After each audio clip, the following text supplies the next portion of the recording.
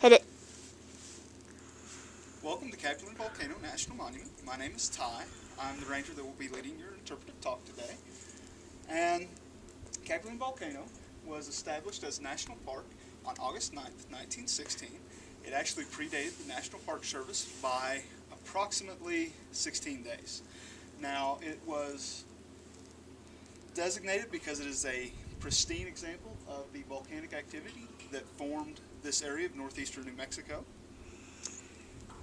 Like I said, it erupted approximately 60,000 years ago, and it has seen a lot of history for the area. First off, with the Folsom Man that came through hunting the extinct bison about 10,000 years ago, and then in 1866, Charles Goodnight and Oliver Loving came through with their cattle trail, and 1893 is where this story actually takes place. It is a story about Ernest Thompson Seton and the life-changing experiences that happened to him right here around Capulin Volcano. Now, let's see. In 1893, there was a wolf that caused a lot of major problems for all the ranchers in the area. And he would kill the best cows, him and his pack would. Instead of going after the weaker ones like most do, he would go after the big, strong ones that gave the best meat. So they killed a bunch of cattle. They liked to kill sheep. They didn't like to eat them. So that was a little strange. But they slaughtered lots of sheep, killed cows, caused a lot of problems. And in 1893, the ranchers finally came together and set out a bounty. And this bounty reached up to about $1,000. So for a single wolf, that is a lot of money that they're offering. Now, the reason they could offer $1,000 for this one wolf and actually get him is because he was very distinctive. Lobo was very large for any type of wolf. He was a Mexican gray wolf, which are usually kind of small. But Lobo, let's see, he stood about 3 feet off the ground at his shoulder. He weighed about 150 pounds, and the paw print of a regular sized wolf is about 4.5 inches. A large wolf is 4 3/4. Lobo's was 5.5. To give you an idea of the scale of my hand, it would have reached from the back of my palm to about halfway between the top 2 knuckles on my middle finger. So that alone was enough that, bring them in. That if you bring in a smaller one, they're like, no, you didn't get Lobo, leave us alone. You got that big one. So they're like, okay, well, you caught it. And the reward alone brought in a lot of people. There was a man from Texas that came in. He used dogs and horses. The problem is this area is very rocky, not very well used for horseback, and he couldn't hunt that well. Finally, he left. The next guy was a French Canadian. He thought Lobo was some kind of a mystical being. He actually thought he was a loup-garou, which is the French equivalent to a werewolf. So he's using charms and stuff. Problem is, Lobo's just a regular wolf. None of that ever worked.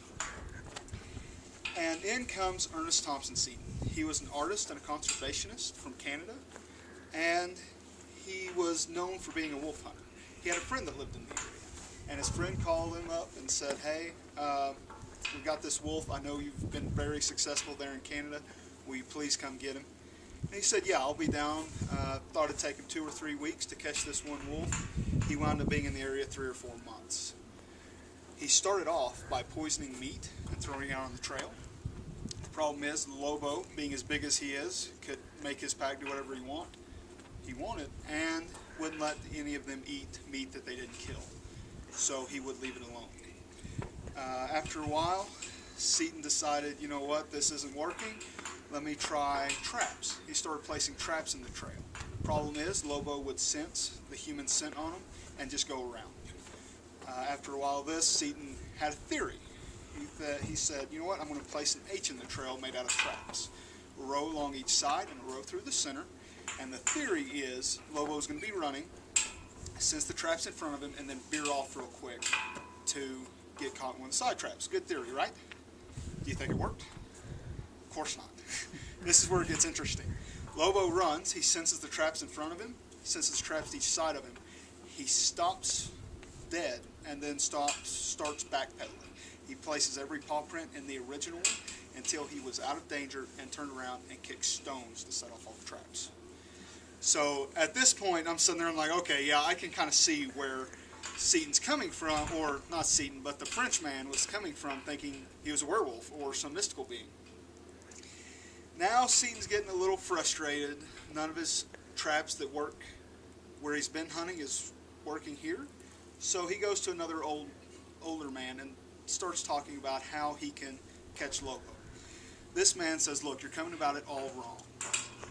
What you need to be doing, you need to kill a young cow, then get the blood, smear the blood all over you, then take the meat, poison it in meat and cheese and poison, and then take that poison mixture, stuff it in a leather bag, dump that leather bag in cow blood, and throw it out on a trail that they like to use. Seems a little extreme and a little crazy, but the reason it should work is because the human scent will be covered. Lobo won't be able to sense him. And, well, you can't see it from where we're sitting right now, but Sierra Grande is a big shield volcano. It is the largest feature in the volcanic field. And it is, there's a trail around the bottom. It's about 10 miles away from us. A trail that the wolves like to use a lot was on it. And he placed these poison bag mixtures, about 7 of them, around the base of this trail, along the base of this mountain. A few days later, Seaton decides, you know, I'm going to go see if this worked. He takes off on a horse. He gets to where he placed the first bag. The first bag is gone. He's getting excited. Second, third, all the way to the 7th. He's expecting to find Lobo dead on the middle of the trail in a matter of minutes, and finds all of his bags piled together with sand kicked on them. So, you know, right here, Lobo's kind of rubbing it in. You know, you're not going to be able to catch me. At this point, Seaton's extremely frustrated. He's probably getting ready to go home and quit. He looks down and he notices there's a very small paw print in front of Lobo's massive one. He knew that it wasn't another male wolf, because another male jumping from the alpha male would be usurping his authority, and Lobo would have killed him for it. He figures out that it is his mate, or his girlfriend, named Blanca. She's a very pretty white wolf. She's also known for being very curious. So, Seaton devises a plan to not catch Lobo, but to catch her. Because, like males of any species, if you mess with a female, they're not going to be very happy. You'll be much easier to catch. So, Seaton makes this big, elaborate trap, and then off to the side, he sets out an old cow head. This cow head he didn't stake down, but he did trap it, thinking what would happen, which is what happened. Lobo and his pack came running in. Lobo started sniffing around, trying to find all the traps, so none of his pack got hurt.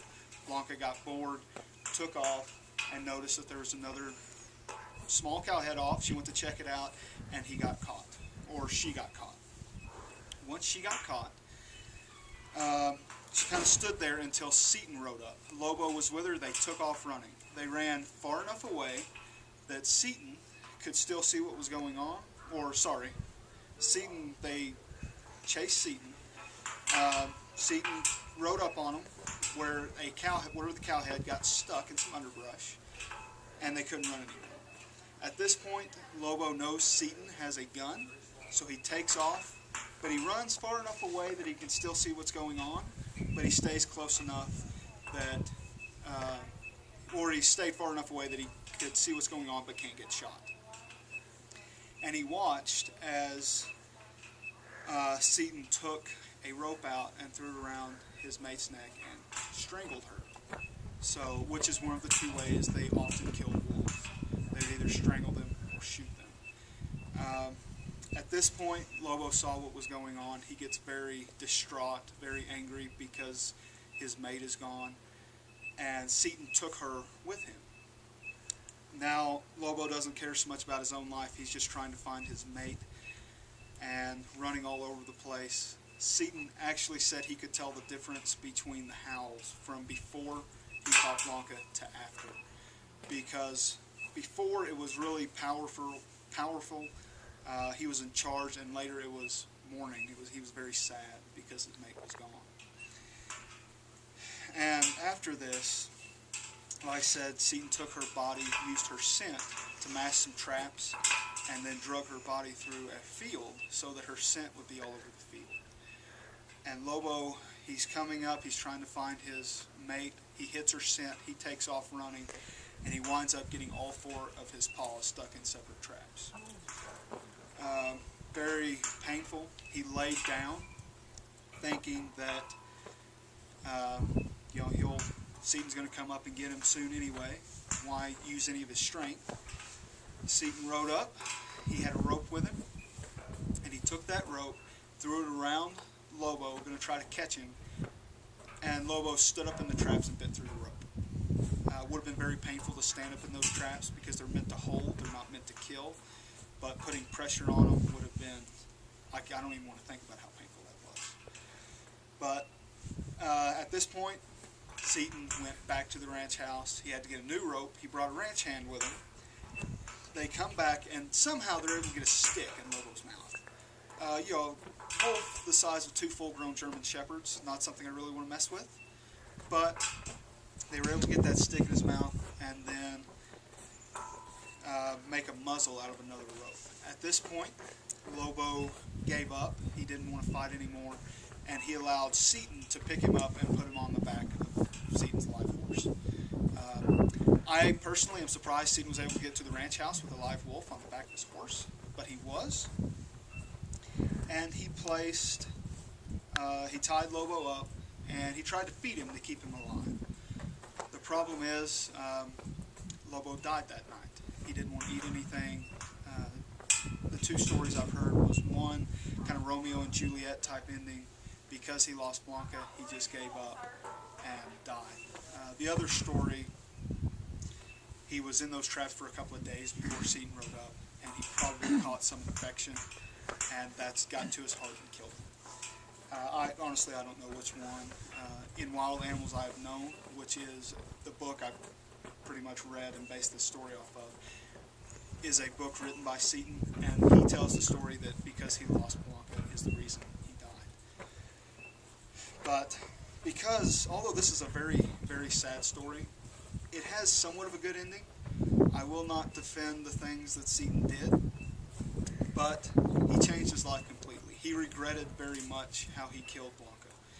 He didn't want people to do that anymore, so he went all over the world trying to get other people to protect wolves.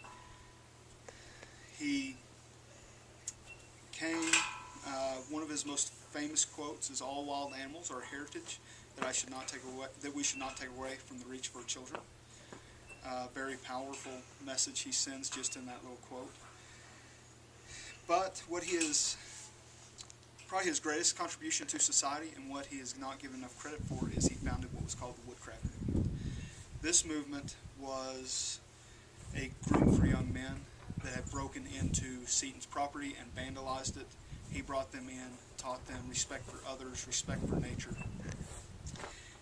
And Lord Baden-Powell, who was at the time starting the Boy Scout movement in Great Britain, decided, you know what, Seaton's got something here. Him and Seaton worked together, and he is one of the founders of the Boy Scouts because of what he did. Lobo's pelt is still on display at the Ernest Thompson Seaton Memorial Library at the Philmont Scout Ranch here in Cimarron, New Mexico. I've talked to several Boy Scouts. They are all excited when I tell this story, and they hope that maybe that'll get people to come out and see the Ernest Thompson Seaton Memorial Library. And but yes, so he's, not only was his life changed because of the experiences that happened here, but also men and women today are still being influenced from the various organizations that he helped found. Today, it is a little cool, but it's warmed up quite a bit. I've already said if you drive up the road, please be careful. Might be a little icy in a few places. If you decide to hike around the rim, and I would encourage it, being such a nice day, please take your time. There might be some ice on the trail, so you want to be really careful. You can pick up rocks to look at, but please put them back. Leave footprints, take pictures. And if you see any wildlife, please, take pictures, look at them, just don't touch them. And if you have any questions, any help, just let me know. I'll be glad to help y'all out.